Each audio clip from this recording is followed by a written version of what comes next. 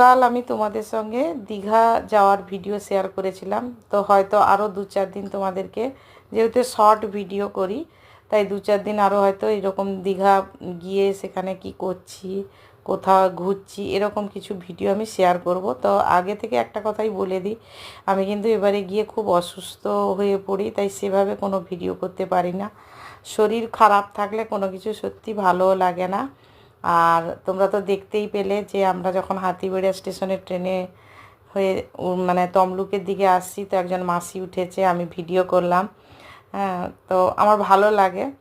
যাই হোক, এখন সবাই ট্রেনে বসে আছি আর বোর হয়ে যাচ্ছি কখন নামবো।